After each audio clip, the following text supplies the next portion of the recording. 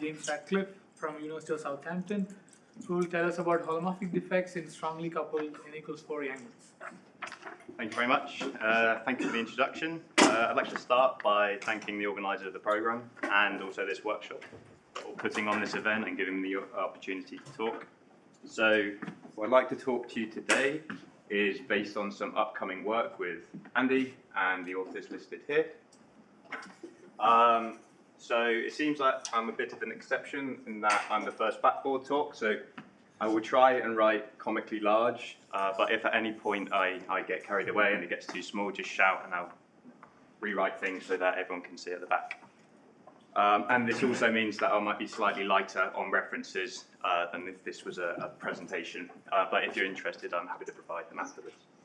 So the outline of my talk will be, so I'd like to talk to you about a family of defect operators in n=4 super Yang-Mills, and in particular, I'd like to study them when the theory is strongly coupled, which means in particular I will be employing the ADS-CFT correspondence.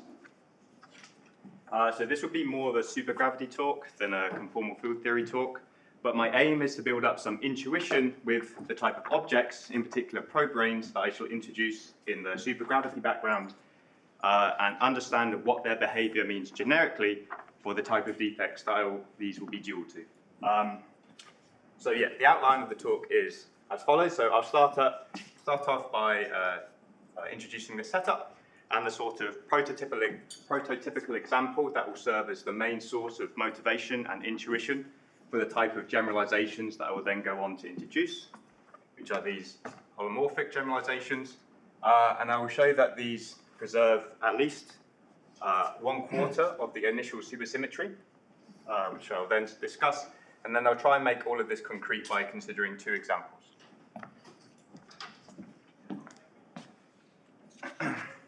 So yes.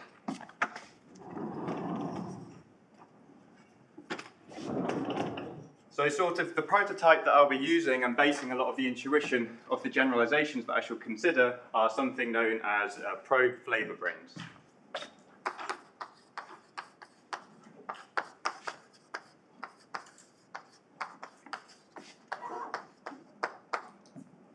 So these are the holographic dual of introducing a hypermultipler into your n=4 theory, and they were introduced by Andreas Karch and Emmanuel Katz in 2002. And so the setup is as follows. So we're working in ADS5 times S5. And so if we start off by parameterizing the metric for this space as in the following way.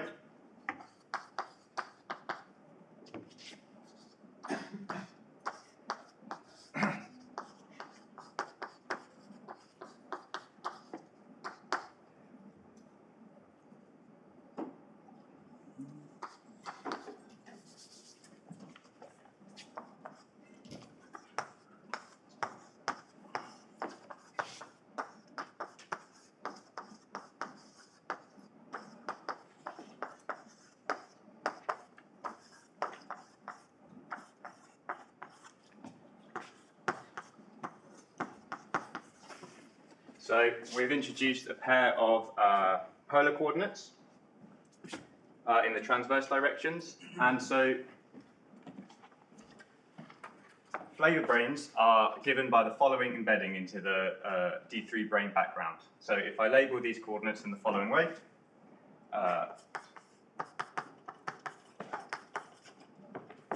rho L I. These are the black D3 brains that are generating the background, and then one can insert NF number of D7 brains, their vacuum configuration along the following directions. And so in particular, their embedding will be given by fluctuations in these two transverse directions. And because I've parameterized them in terms of polar coordinates, in particular, we can parameterize the distance of these D7 brains from the D3 background. So in general, I will take the flavor brain embedding is given by the following embedding function. So L is equal to C. So the D7 brains are sat at a constant distance away from the D3 branes. Which one of those is an L and which is a C? Let me switch to Y. In fact, Y is what I've written there as well. So this is Y, this is Y. Good, yes. So Y, C for a constant. And so this is the sort of picture that you should imagine.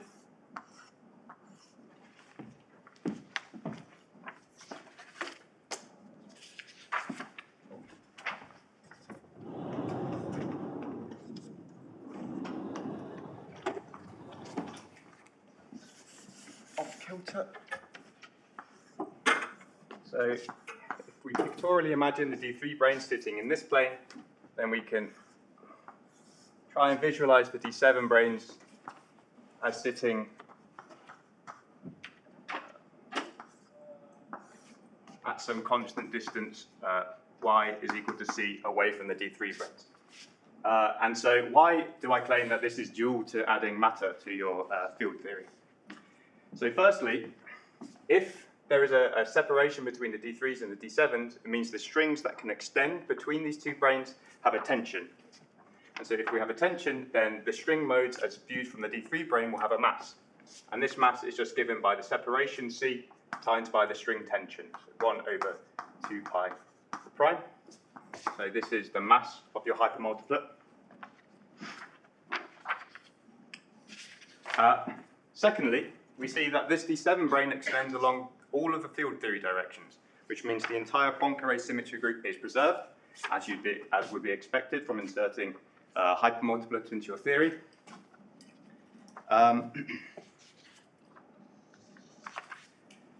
Now the final check is that, okay, if this is due to adding a hypermultiplet with some mass, then there should be some analog of integrating this mass out. And so how can we see that from the supergravity perspective?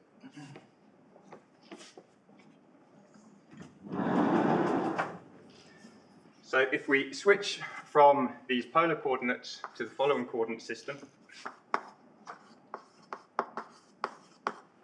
then the y equals c embedding, and I should mention that this r here is the ADS radius, and the UV, or the conformal boundary, is sat at r going to infinity. So this constant embedding is, if we switch to a theta parameterization, is given by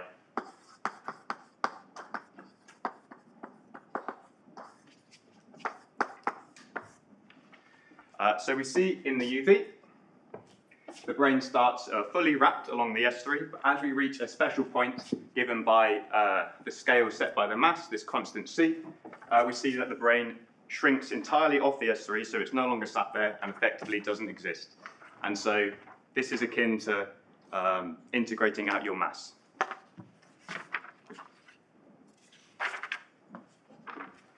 So the reason that I want to introduce these flavor branes is because this is all the intuition that you will need. If you can understand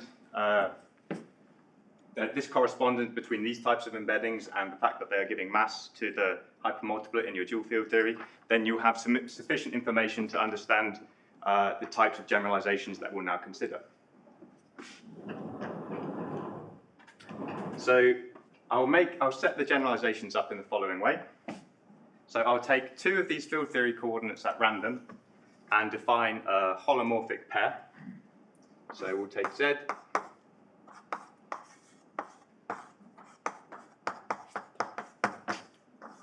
plus Z bar,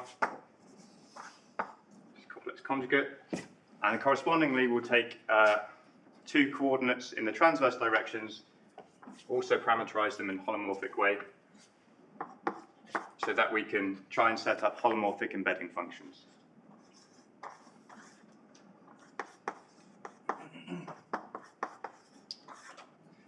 And then Y bar.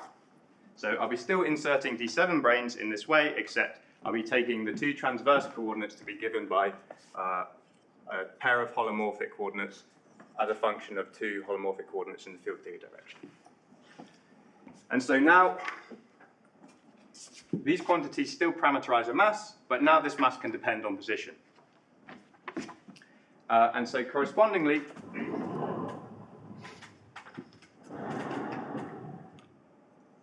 we can write metric of ADS5 cross S5 in this coordinate system in the following way.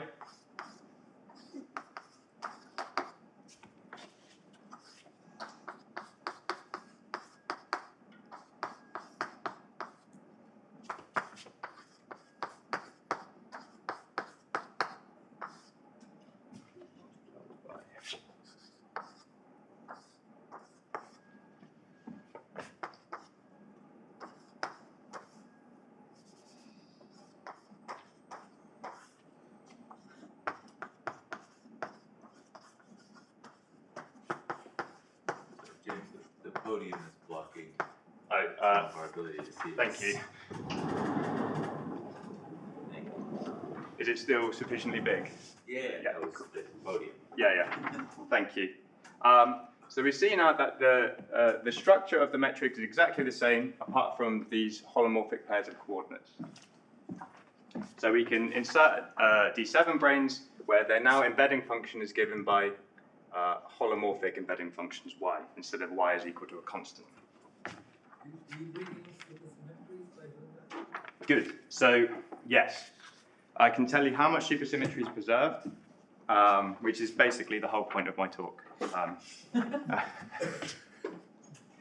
So yes, at minimum there will be 1/4 of the supersymmetry is broken, but we'll see depending on the form of the embedding function, there can be special points where you have a restoration of supersymmetry. We can return to this embedding. But yeah, this is what I'm about to talk about. So yes, so now the embedding functions.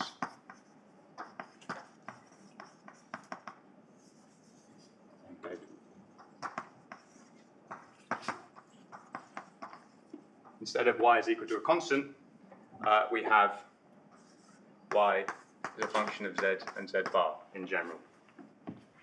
Now the last comment I would like to make about these flavor branes, which I forgot to mention earlier, is that, okay, when you take C is equal to 0, it means that the strings have no tension. When they're stretched between the D7 and D3 branes, they have no extent. And so this should correspond to a restoration of conformal symmetry. When C is non-zero, we've got a scale, and so all the conformal supercharges are broken. And this is an important point because what we'll see is that zeros of y, we can expect to correspond to a restoration of conformal symmetry. But when y is in general non-zero, you can assume at these points in the z and z bar plane, conformal symmetry is broken. That's the first statement I'd like to make about the preserved supersymmetries. So what else can I say about this embedding function? Firstly, it preserves at minimum 1+1 Poincare symmetry along the time and additional field theory direction.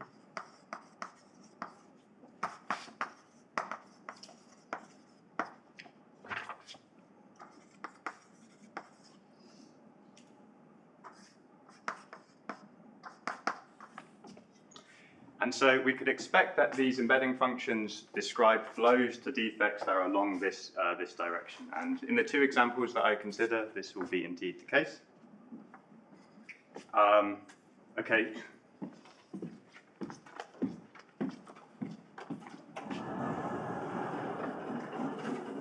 So the key point of the arguments that I'll make about supersymmetry will stem from the form of the Lagrangian that these type of embedding functions take. So it will pay for me to write it out in explicit detail. So as part of the ansatz, I will not turn on any gauge field on the brane, and so the action is essentially just minus the tension associated with the shape of the brane. So the action is just the dBi one. This is the tension of a D7 brane multiplied by the number of them.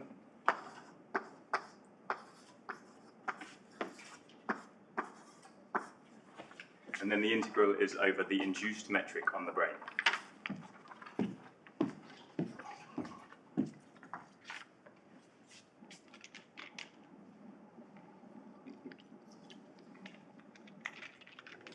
Sorry, I vaguely recall a paper from many years ago studying defects arising from intersections of D7s, from combinations of D7 and D3s. I think book with the is that that related at all? I'm not familiar with that work. It could be related. The embeddings that I consider will be very general, so it could be possible that their embeddings are a subset of the these type of functions that I'll introduce. Yeah, so there was something important that the D7 backreaction could not be ignored. Yes, so this is an important point. I should remain in the probe limit at all times. So firstly, that you know that the geometry that you're inserting these probes into remains ADS5 cross S5, but in the dual field theory, it means that the beta function is not affected by adding these matter multiplets. Because if the number of matter multiplets is of the order of the rank of the gauge group, then it means that the theory is no longer UV complete. If I remember correctly, they had no way of doing that. They had to backreact and break conformal symmetry. The D7 branes. They were just too heavy because they're D7 branes. I don't. But okay, you show me the papers. No. If you can show me afterwards, I don't think. This is fairly well established. I don't think there is an issue, although I can't justify that. To me, the probe limit is sufficient, but I'll be interested to see what you're referring to. So can you just remind me, if it's sitting at some constant mass everywhere, then this is just breaking 10 equals 2? Yeah, exactly. So this is just your standard hypermultiplet that you're inserting into your path interval. Yeah. But then if you allow this to depend on position, then more supersymmetry is broken, and it is a defect supersymmetry in general. So yes, like I was saying, I want to write this in explicit detail. So the actual form of this, where this is corresponding to integrating over the kind of background angular coordinates.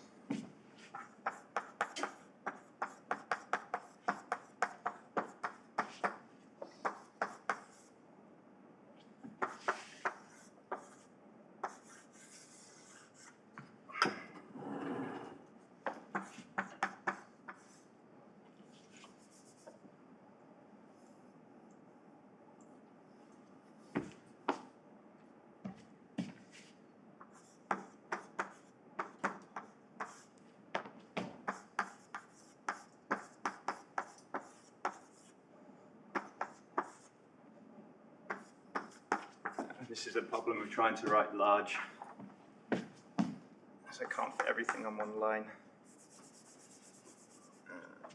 Should be plus, yeah, R4, and then this is, we'll keep this in terms of,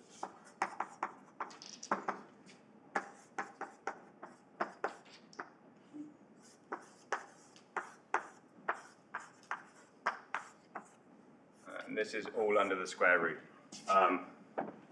And then f of r is equal to r squared over l squared. But I was struggling to see what that corresponded to in my notes. Okay, so now the crucial observation I'd like to make is that this Lagrangian, well, if I define this to be a Lagrangian density, L, can be written in two equivalent ways. So I'll take L squared, just to avoid writing the square root. We can write it in the following ways.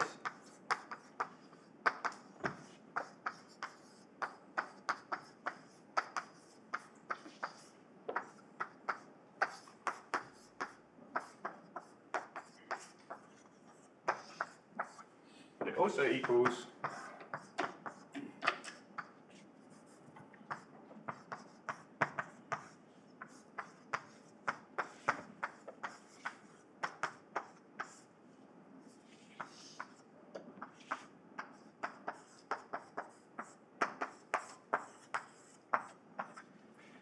in both of these cases, the Lagrangian is a sum of squares.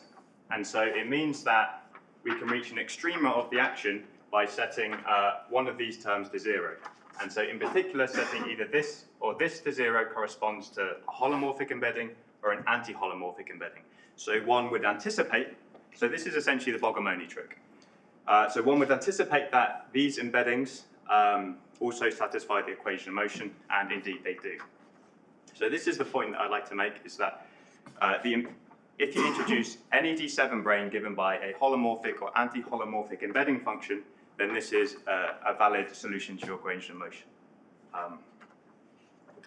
So if I define this quantity here as some charge Z, then on shell, either on a holomorphic or an anti-holomorphic solution, the Lagrangian becomes, just the Lagrangian now becomes a sum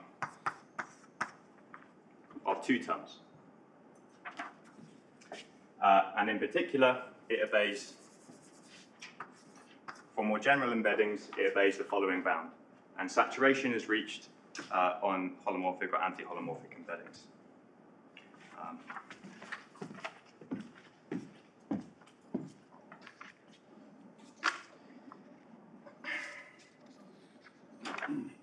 So this is just a statement that this is essentially just a BPS bound.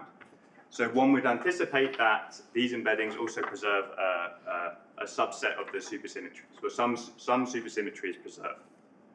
And what I'd like to now kind of argue is that the supersymmetry conditions that I'll discuss in a second, that you get from analyzing how many of the killing spinors of the background are linearly preserved by the brane, can essentially just be read off from the Lagrangian.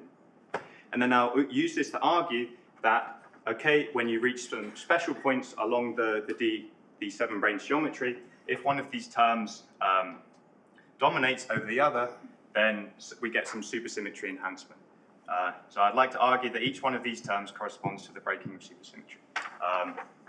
But let me try and convince you of this.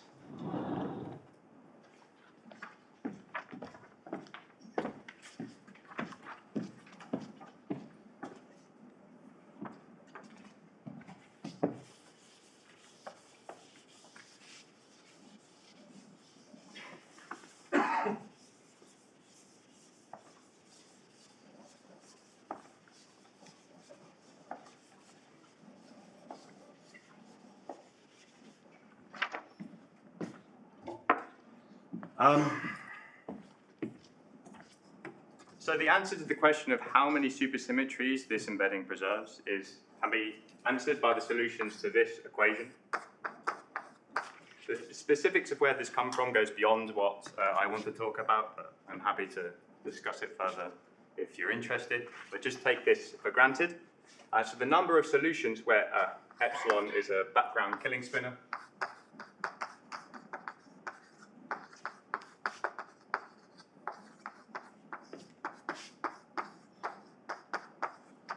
so the number of solutions of this equation corresponds to the number of preserved symmetries by the brane embedding. The gamma here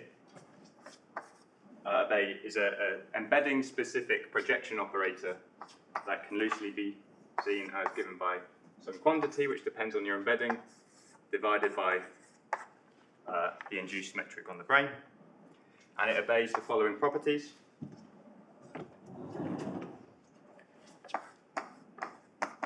Squares to 1, it's traceless,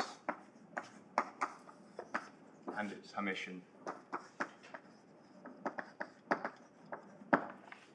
Now, what I'd now like to argue is that this condition, or the number of preserved supersymmetries obeying this condition, can just be read off from the Lagrangian.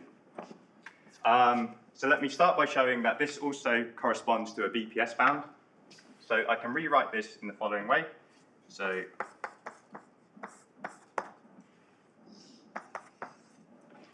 and then I can take the product of this with its Hermitian conjugate,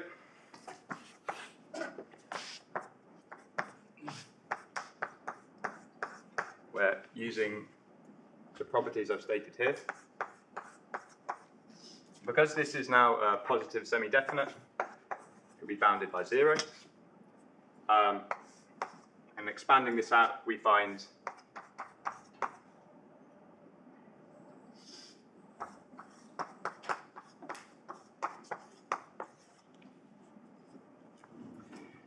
and if we normalize our spinors such that their norm is equal to 1, and noting that I said generically the form of this operator here is given by this form,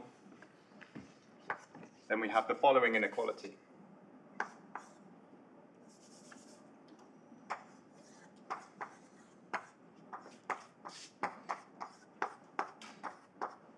But this is an inequality of the exact type that I've written here.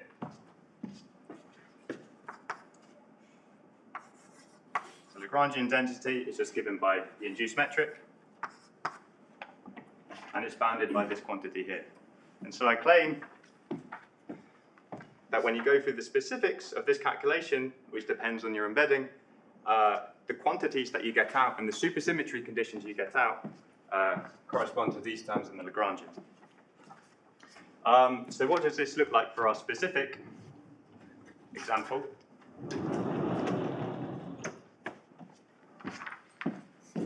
And the more I discuss this, hopefully the more you'll be convinced that this is true.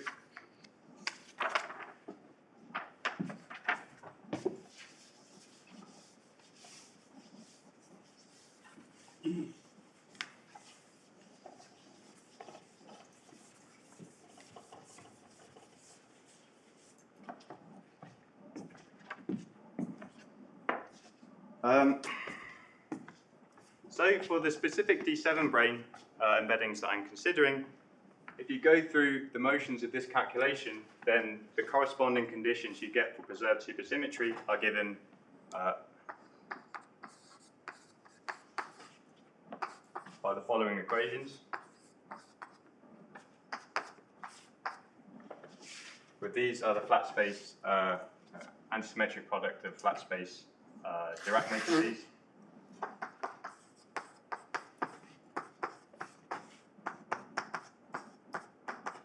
Where this plus is for holomorphic embeddings, and this minus is for anti-holomorphic.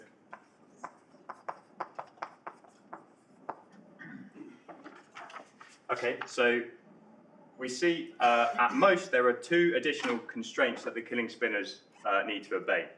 So this means that supersymmetry relative to all the superconformal generators having been broken for a non-zero y are now broken by a factor of 4. So in general, these embeddings are 1/4 BPS.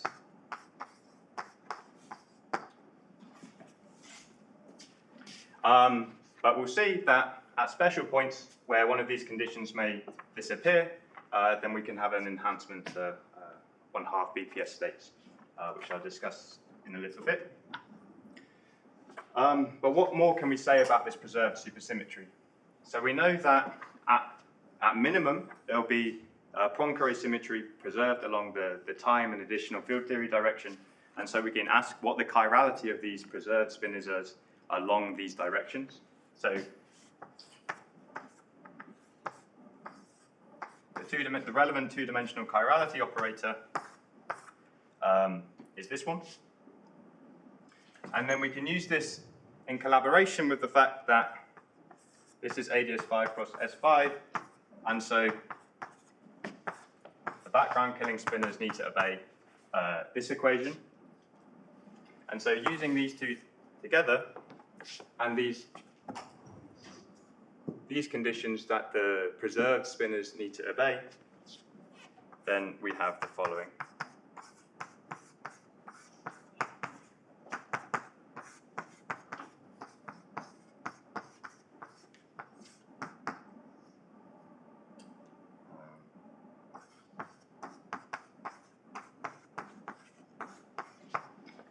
Where we've now just inserted into here the fact that epsilon, one of the preserved epsilons, will be an eigenvalue of this one of these operators over here, this 2,3 operator.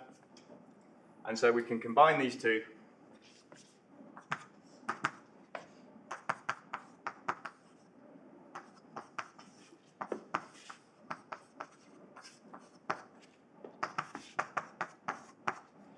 but this is the background condition I've written here. So holomorphic embeddings correspond to chiral spinners, and anti-holomorphic embeddings correspond to anti-chiral spinners.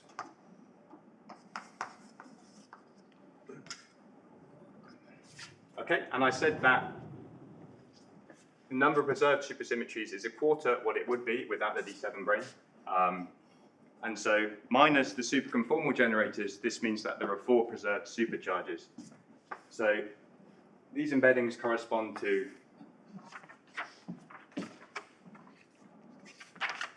along the x time and additional field theory directions to 4, 0 supersymmetry and 0, 4.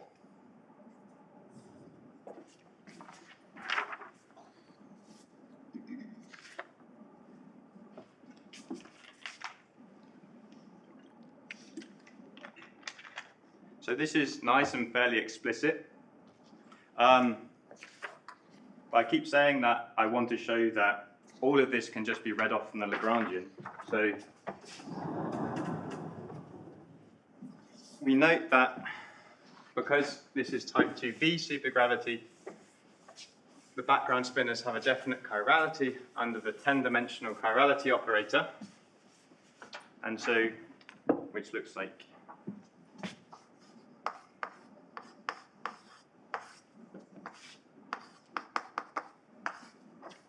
this is a product of all flat space gamma matrices. And so we can use this with these two conditions to find an equivalent expression that the killing spinors need to obey.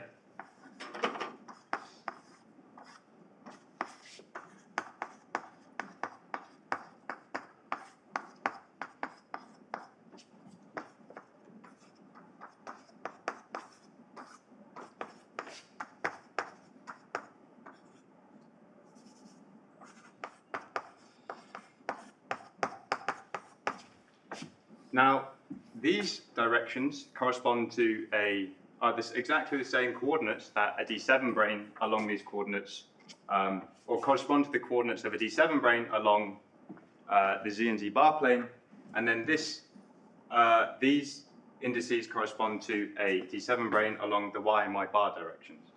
So I claim that these two conditions correspond to an intersection of two D7 branes, one along the Z and Z bar plane and one along the Y and Y bar plane.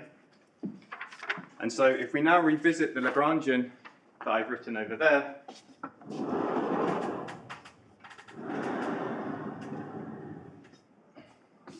and on a holomorphic or anti-holomorphic solution,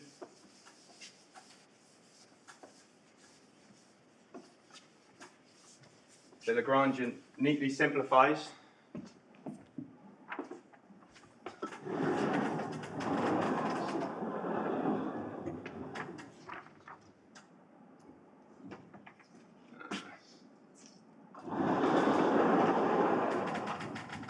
Can you see this? Yeah.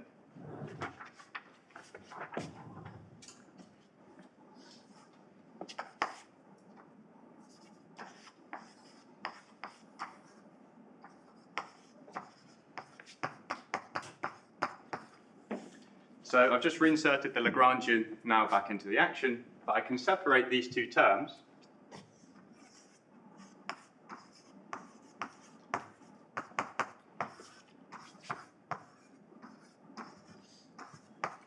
Where recall I defined Z as equal to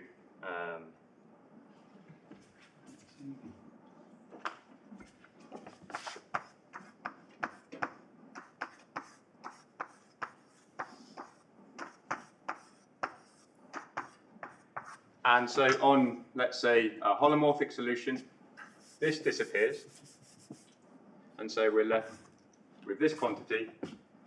And so we can, inserting this back into this part of the Lagrangian, we can rewrite this in the following way.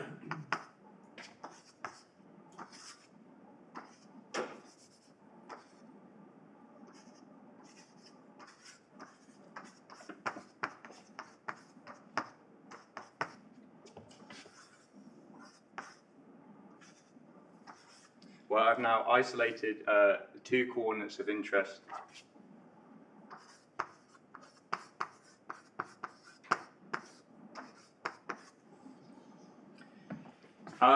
But this is just the action that you will get if you just inserted a D7 brane along the field theory directions and having no extent in the Y and Y bar directions. And this is the Lagrangian you would get for the vacuum configuration of a D7 brane along the Y and Y bar directions. So we see that there is a correspondence between the supersymmetry conditions up here and the terms that you see in the Lagrangian. So this term in the Lagrangian corresponds to the condition of the preserved killing spinors here. And then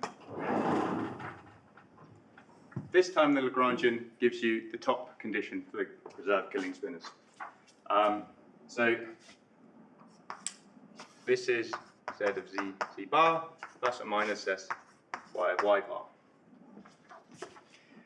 Okay, so if you believe me thus far, is that each term you get in the Lagrangian of this form introduces one additional term constraint for the obeyed killing spinors, then it stands to reason that is there a limit where one of these terms should dominate over the other, then this corresponds to losing a supersymmetry condition. And so we will get some supersymmetry enhancement.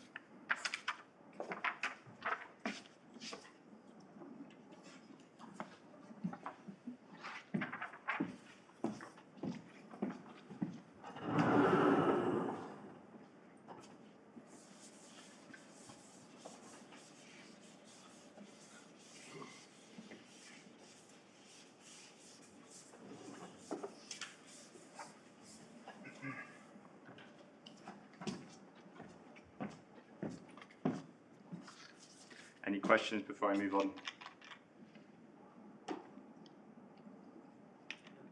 You were to describe this defect purely in the or is it that you're like taking this flavor hypermultiplet and giving it some mass profile?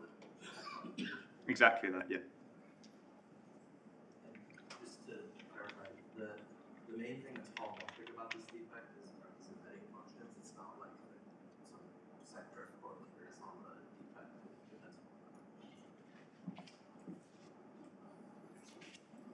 But there should be some map from this embedding function to the complex mass of the hypermultiplet in the 40 theory, right? Exactly.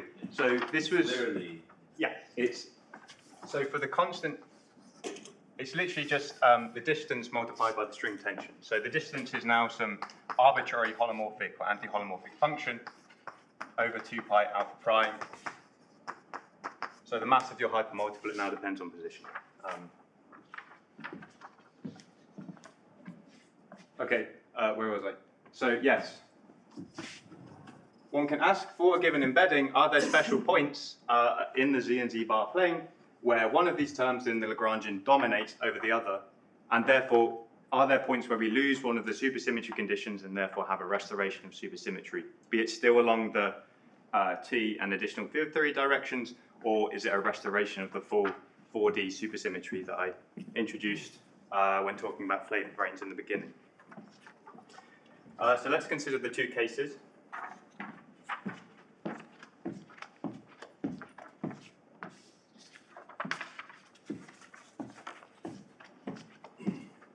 So the first is that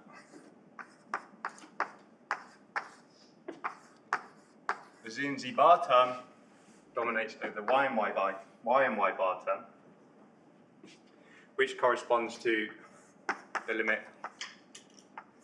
if the bar goes to infinity, or that R goes to infinity, so that we're in the UV.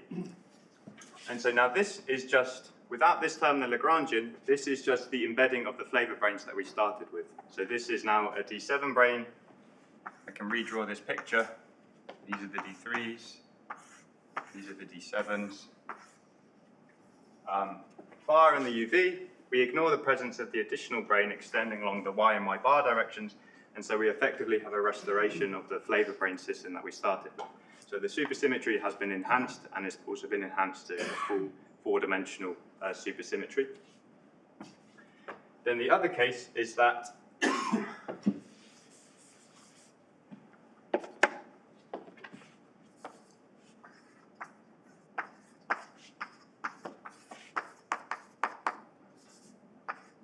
Y and Y bar term dominates over the Z and Z bar term. And so this happens in the opposite limit.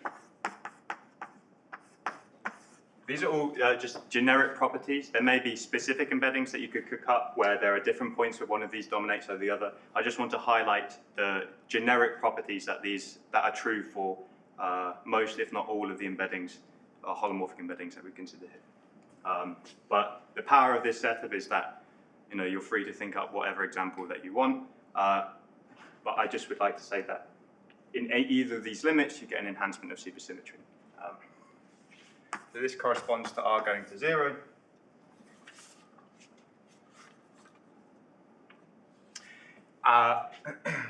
And so now we effectively ignore the presence of the Z and Z bar, and so we have a D7 brane sticking like orthogonally away from the field theory directions, so it's no longer at all extended of the Z and Z bar, and so this is purely a defect from the field theory point of view. And so we drop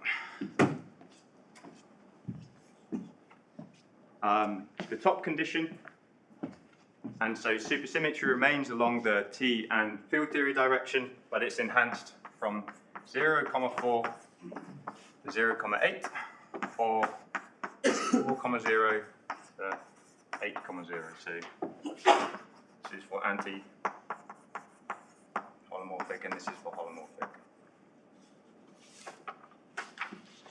Okay, so these are the generic properties of these holomorphic embeddings, but I think it's very useful to consider an explicit example to kind of see concretely this. I think I missed it. In the other case, you said you also had enhancement of supersymmetry. Is it the same, or is it? So this is from 2D to 4D, and you get 8 supercharges back.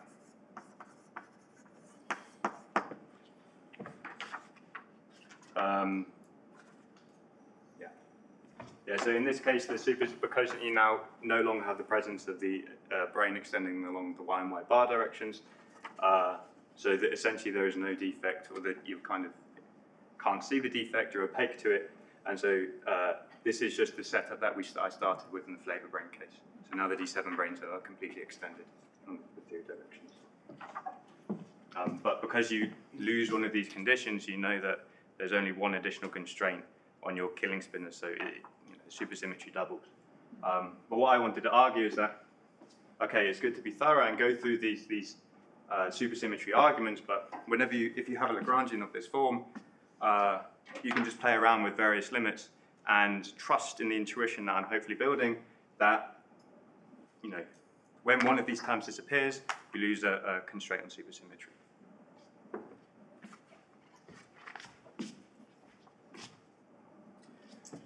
Okay, so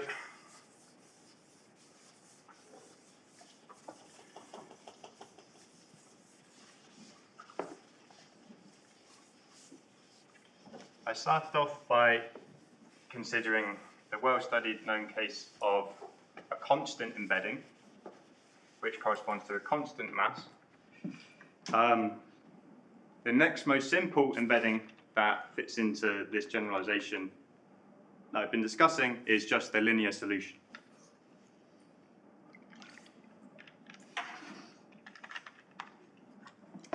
And the linear solution is special in that it doesn't introduce any additional scale into the system. So in principle, we could expect at some point there be a restoration of superconformal symmetry. And we'll see that this is indeed the case. So recall that I defined R. I don't think I did define R. But in this holomorphic coordinate system, the ADS radius reads the following way. And now, if we input this solution into the induced metric, we get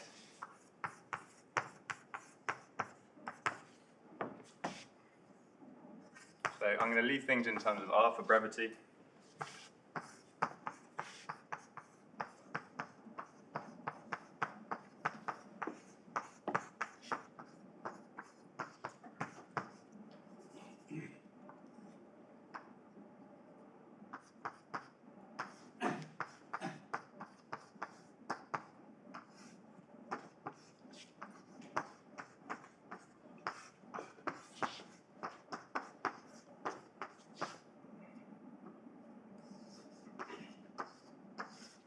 Okay, and now let's zoom in on this region here. So let's take rho to 0 and y to 0 or z to 0 as well.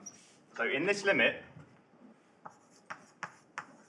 based on the arguments I presented here, we should expect an enhancement of supersymmetry, but we may also expect an enhancement of conformal symmetry too, because there is no additional scale stopping that from happening. And so in this limit, the induced metric reads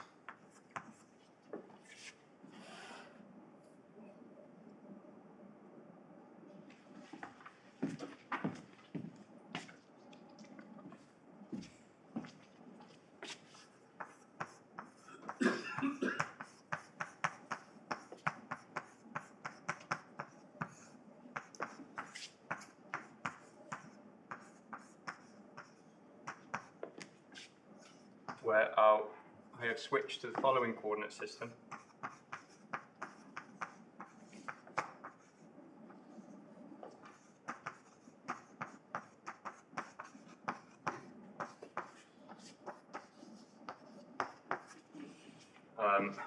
Z is equal to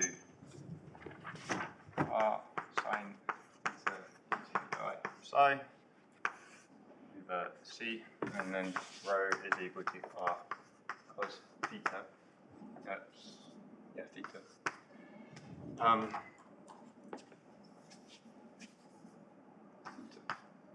Good. But this is just the metric of ADS3 cross S5.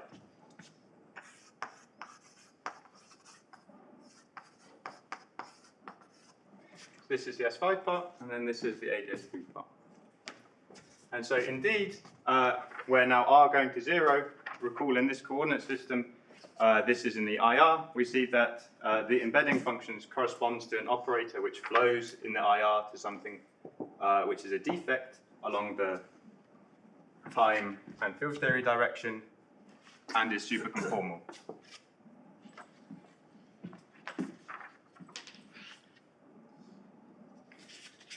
So this was an example of this setup of the D7 branes, but this type of ansatz that one can consider isn't restricted to just D7 branes. You could insert D3 branes, D5 branes, all with this holomorphic embedding function, and we find that they're solutions to the equation of motion.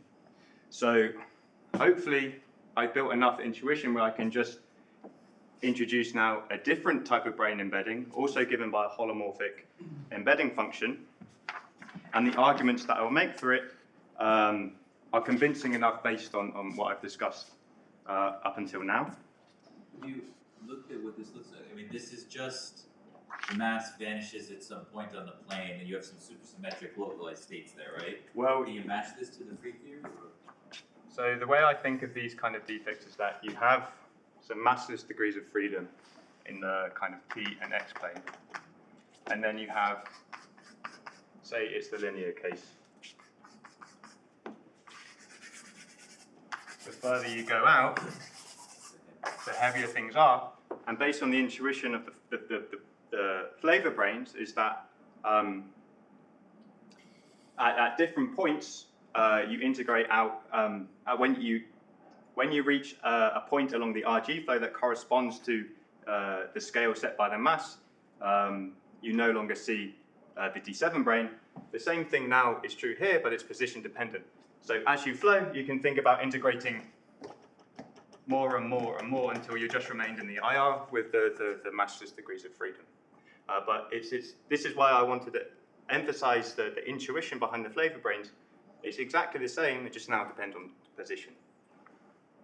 There should be something like a defect, right? I have some massless hypermodes in 2D, but they couple to the 4D glue. Yeah, exactly. Yeah, that's right. Yeah, in particular, I think this is equivalent to just coupling both variables 4 to 2D hyper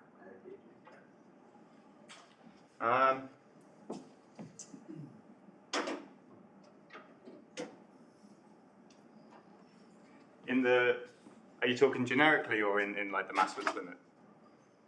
let's say for this, linear case. In the linear case. I mean, there are a bunch of heavy states, but if I focus on the light states, it feels like it's 4D blue sector and then 2D hyper. But that's what I'm asking if you've looked at this in the free limit, right? I just think about a free hyper with this mass profile. You could just say, are there localized massless states on this interface or not? I'm not sure. No, I don't think we have looked at that. In this case, I mean, there should be, right? Because yeah. the mass term is going to 0 here, so you should expect. And mass it's super to go- symmetric, so there shouldn't be any lifting. Yeah, that's my guess. And is it chiral because it has a 0? Yeah, it's so it's chiral. It's 2D, but it's not a 2D hypermodal. Sorry. Yeah. There is 0 4 hypers also. No, neither is the PR symmetry is like this one. It's a 6. It's 0 4 as No, this is in this at the in the IR you have 0,8.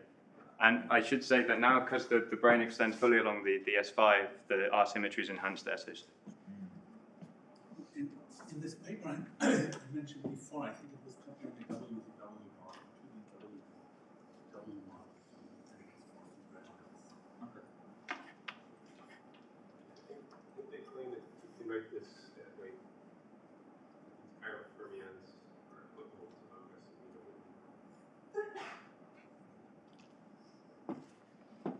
Another question I have is for like a more general holomorphic embedding, do you expect it to follow to the IR just close to this thing with linear?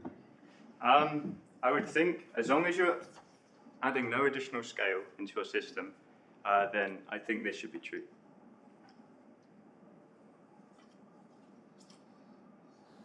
I guess you're saying for generic embedding you do add additional scale. Yeah, so I mean, we can come up with a different type of embedding. If you multiply this by, I know, C1, C2, this now introduces a scale, and so you can imagine this as kind of two defects, where this is now you're flowing now down into the IR.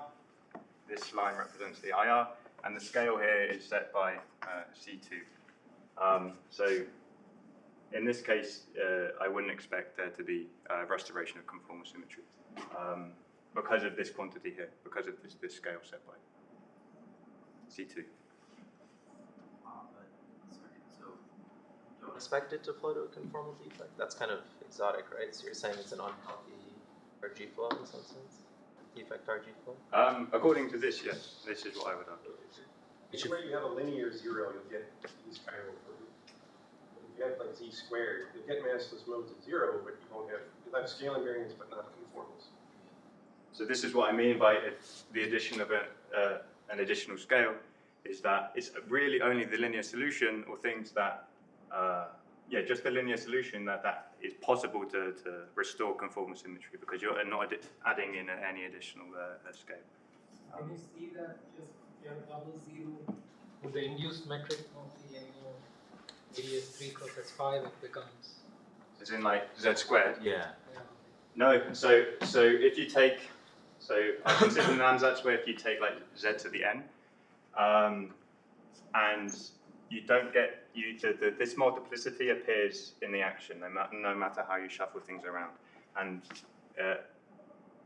so you don't get the nice form of an ADS3 times S5 metric. So this is how you're seeing that conformal symmetry isn't restored.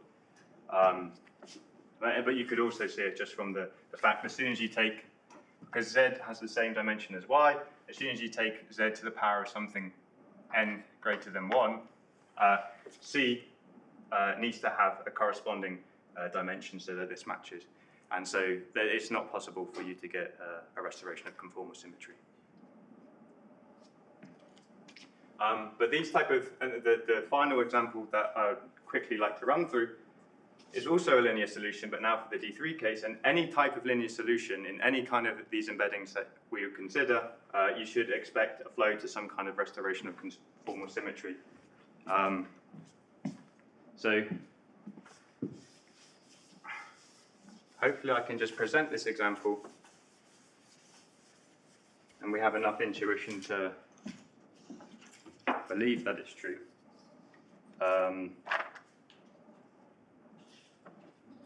So now consider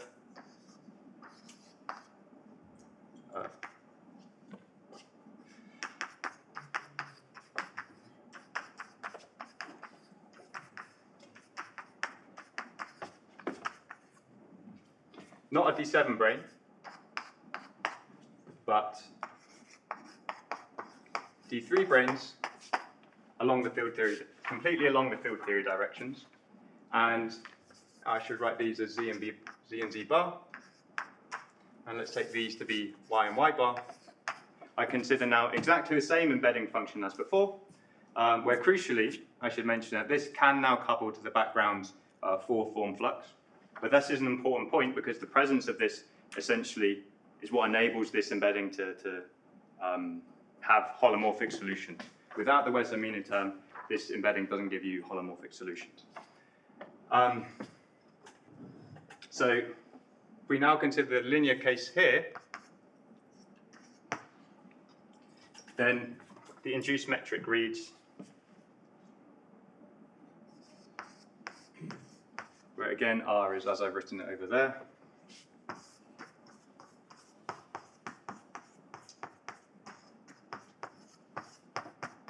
So this is basically the same metric as before, but there's no transverse part.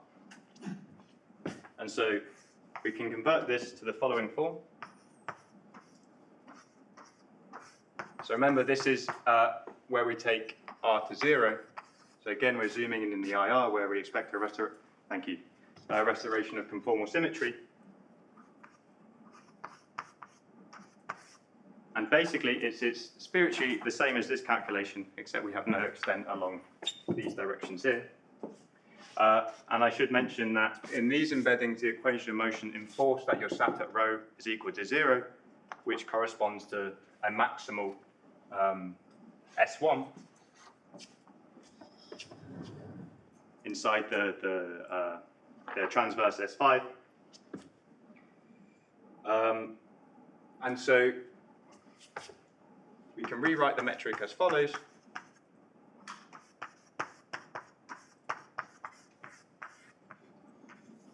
Which is aegis 3 times S1, wrapping a maximal S1 inside the S5.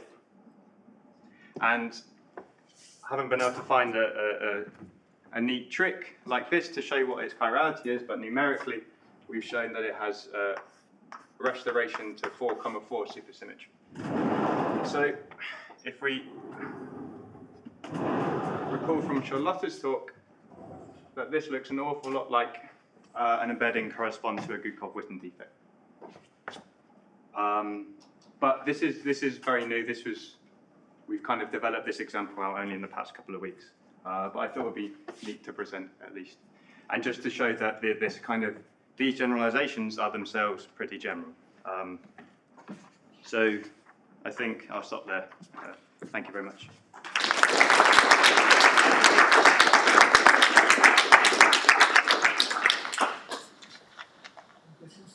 In this last example, is there a specific embedding where I can dualize this to D1, D5? To see this 4,4? So you're imagining like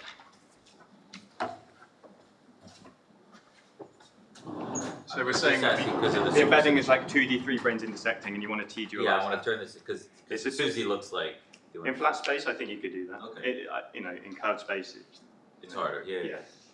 But certainly, everything's more simple in flat space.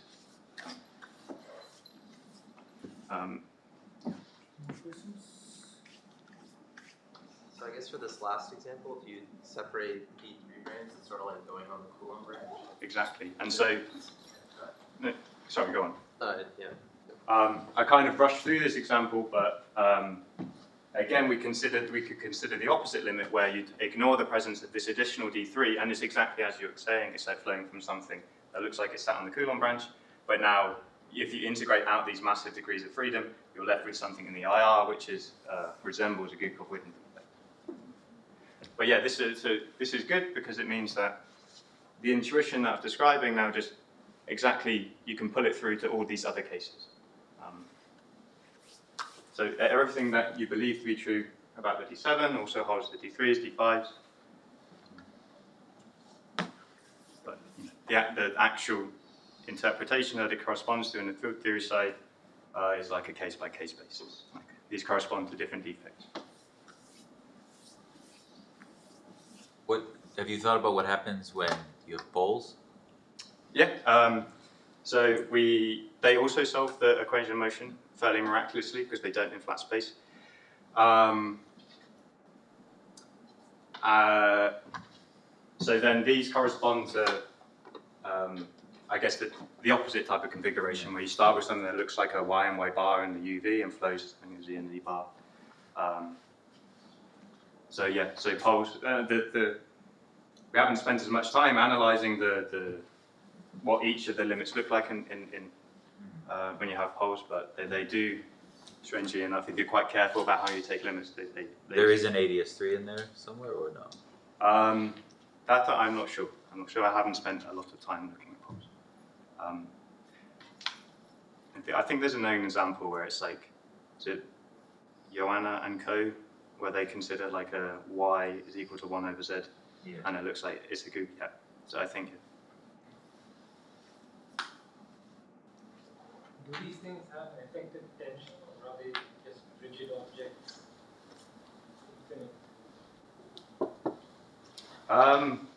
Well, you can define like an intrinsic tension for them, but they're infinite branes, so they have infinite extent, so they will also have.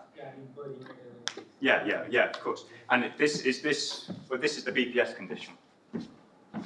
I probably rubbed it off now. So this you can think of as a BPS condition for the intrinsic tensions, because this is at the level of the Lagrangian density. Of course, formally these things are both infinite. But is there a way to like vaguely match parameters between this and Cobb-Whitten? Like, is there any way to see that the gauge field gets a holonomy around this defect? Or? We think so. Adam knows more about this. Like I was saying, this is literally in the past 2 weeks where we've kind of fleshed this out. What can you say?